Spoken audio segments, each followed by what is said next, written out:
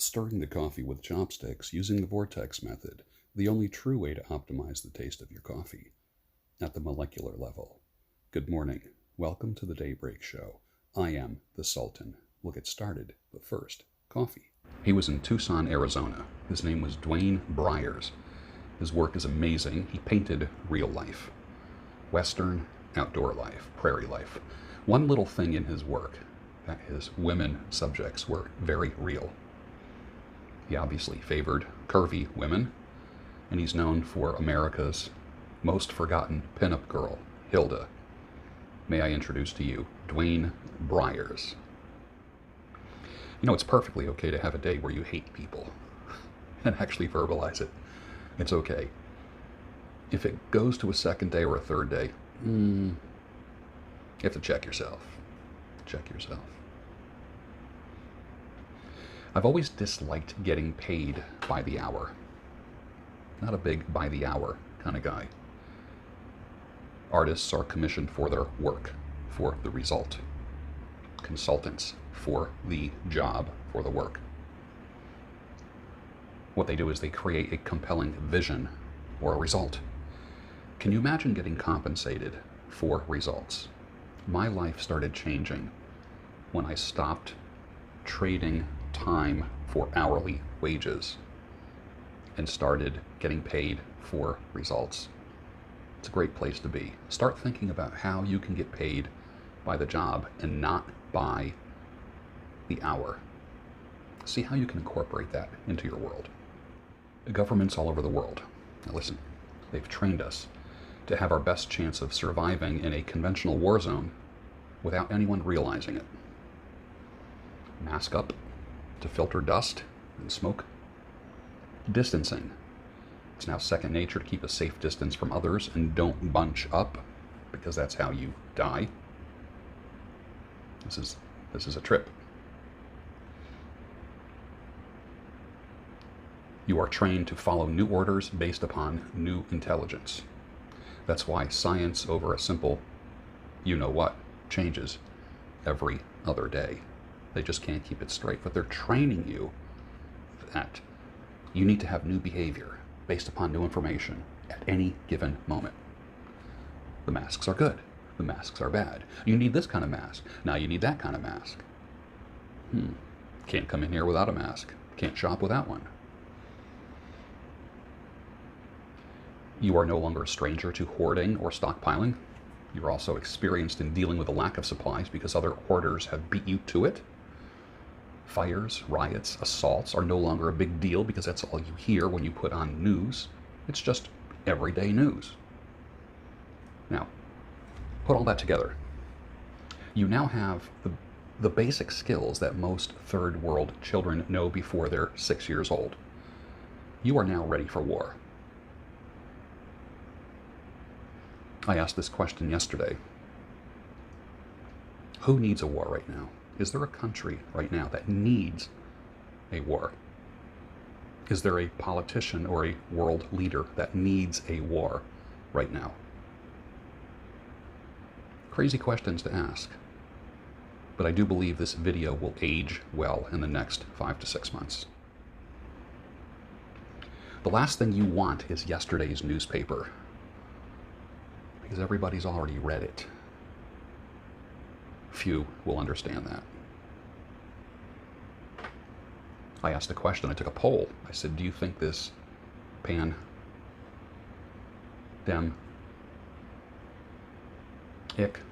is a dress rehearsal for something bigger and more deviant?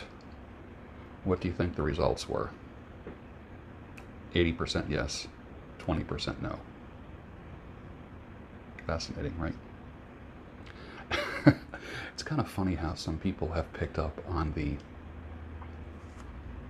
phraseology that I use sometimes. One friend started saying pan. Yeah. Nick. Another one started saying fa. T. Up. Once you start doing that, you can't stop. It's strange. People will look at you when you're talking like, why are you doing that? But you know why you're doing that. You know why I'm doing that, right? It's because if I say it all in one word, YouTube picks it up as one word. When I divide it up into syllables, I don't get flagged. What other religion is most like the Christian faith? As far as optics are concerned, I'm not talking about doctrinal issues or theology, etc., etc. But what other religion looks or appears to be like Christianity? Put your answer down below. I'd like to know that. Now, somebody needs to hear this. Hear me out. There's someone watching this right now. She is not going to leave her husband because of you, my friend. It's not going to happen. She will leave him eventually. You may even help her feel better about it. However, you will not end up with her. You are in a line of rebound or transition men that she will get plowed by before she settles down again. She's not going to leave her husband for you. If that's you, direct message me, email me, gb@georgebruno.com. That's the reality. I deal in truth here. That's the commodity here. What do you get when you tune into this show? Truth. Not just opinions, truth. If it's an opinion, I will say, it is my opinion that. This is not an opinion. This is truth. Everyone can be 1 to 2 inches taller if they straighten their posture. No kidding. 1 to 2 inches taller if you straighten your posture. I remember a guy that used to sleep on the floor once a week. I said, why are you doing that? I think it was a roommate. There was 5 of us guys that rented a house after college. Literally slept on the floor. To straighten out his spine. And he said, it'll make you taller. I said, how does it do that? And he goes, it literally takes the curve out of your neck and spine. What things have you heard about posture? I have things that I do that are super effective for posture. What do you do? What are some of your tricks? If somebody already has a curved or a slumped back or a head that is moved forward, what do you do to alleviate that? Put your answer down below. A lot of people would benefit from that. I might even create a short course about posture. I've never seen anything so triggering as my comment where I said, get married, start a family, and save the world. And then, of course, all the marriage haters. Some who are freshly hurt, some who are black-pilled, start schooling me. You're not going to school a 60-year-old guy. Ain't going to happen. Especially a 60-year-old guy that's been divorced for 17 years. That's not going to happen. I've been around the block a few times. That doesn't mean I was married a few times. I was married once. But in life, I've been around the block. And like I said yesterday, old guys are a resource that you need to tap into. Don't kid yourself. Why reinvent the wheel? Why have to go through things by yourself? Now, some do. Some are thick in the head. Like a lot of my black friends say, I like thick women. In my generation, thick meant you were stupid. And literally, when men started saying, I like my women thick, I was like, you like your women stupid? Then I come to realize that they like bigger, thicker women body-wise. There's the difference in generations. So now I know what my black friends mean when they say they like their women thick. Bike seats. You know, most bike seats, I cringe when I look at them. I don't even hate using the word I cringe when I say the word cringe.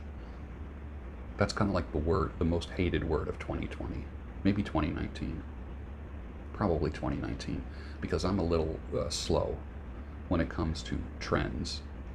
Like, I've hated that word probably later than you hated it. Cringe. Cringe-worthy. Oh, shut up with that, please. Get married, start a family, save the world. What does that mean? You are confident. Your sexual apparatus, the highest and best use of it is to make a baby or babies and start a family. As I heard someone say the other day, women want a baby, men want a family. What do you think of that? I've been hearing that for years. Women want babies, men want families.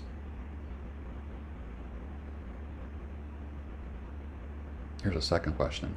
Who is most likely to leave a family or break up a family, a man or a woman? In your experience, what have you seen? Now, the statistics don't lie. Facts don't care about your feelings. They never did on this show anyways. But about 75 to 80% of all divorces are initiated by women. Why is that? That's neither a judgment on my part, it is a fact. Lawyers will tell you that. The majority of divorces are initiated by women. And 9 times out of 10, now this is my opinion. From what I've seen, I haven't taken notes, it's just the general conclusion that I've come to over the years, that he's not the man that I married. I don't know what that means. I hear a lot of women say that. He's not the man that I married.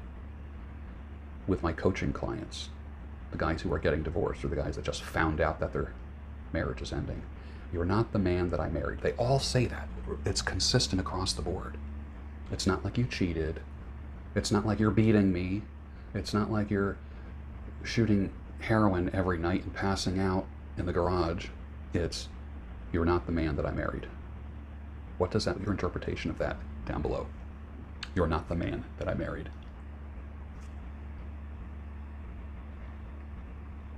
Thug energy is nothing but negative feminine energy. It's destructive and contentious. Think about it. Thug energy is nothing but negative feminine energy. I just got back from a scooter ride while my coffee was percolating. Speaking of coffee.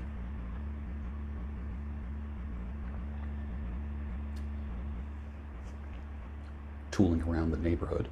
You know when you're sitting in a car and you step on the gas, your body gets pushed back against the seat. You feel the G-forces.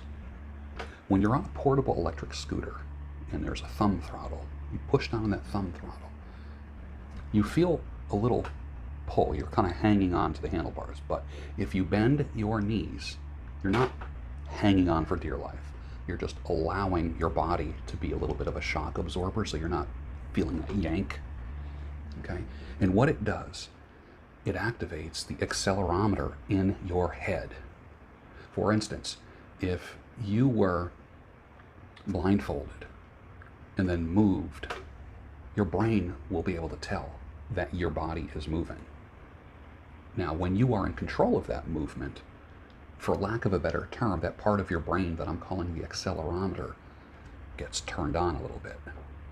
And it becomes kind of a high, but not the kind of high that makes you escape. The same way weed or any hallucinogenics would make you literally escape reality. It does something tingly, but not ASMR tingly. And you literally feel like you are flying 6 feet above the ground. Now that only works if you have a quality electric scooter that has shock absorbers on it on the front and the back. That's important. If it's the kind of scooter that you see in the cities, many of the cities throughout the United States and Europe, that people ride on sidewalks and bike lanes, you're going to feel every bump. I'm not talking about that kind of scooter. I'm talking about the kind of scooter that I have, that I'm going to be doing a review on real soon. When I got this thing, maybe a month and a half ago, honestly, one of the best things I've ever gotten. Seriously. I got up this morning, made coffee, took the scooter out, riding around the neighborhood. Literally, I was flying. I felt like I was flying 6 feet above the ground. Was not feeling any bumps of sidewalks, little uneven things in the road. I was literally flying, and my body was benefiting from the accelerometer thing happening. I gotta figure out a term for that. I gotta actually look that up. A link for the scooter is down below. You can't go wrong by getting this scooter. Can't go wrong. if you can possibly swing it and it's legal in your state or where you are. It's called the Inokim Ox. That's all I'm going to say about it. You will love it. Love it. Me, I like riding it while it's dark, while it's cool, while there's no one around. I get to see animals, deer, all the little wild critters coming out of the woods, coming out to nibble on gardens, and they're in the street. It's just fascinating. And it's so quiet, you're not scaring everything away. You're just existing amongst them. The feeling that I get, literally, I can't get from anything else. I want you to keep in mind today this: chest out, shoulders back, stomach in, head up high, walk 25% faster than everybody else, which means in a normal walk on a sidewalk, you are passing everybody as if you have a meeting to go to. It's called a sense of urgency. It is one of the marks of a successful man or woman. There's nothing casual about it. You have somewhere to go. People will treat you different when you have somewhere to go. So let me say it again. Chest out, shoulders back, stomach in, head high, walk 25% faster. And with that, finish your coffee. And I'll see you tomorrow on the Daybreak Show, your home of sanity, clarity, and reason.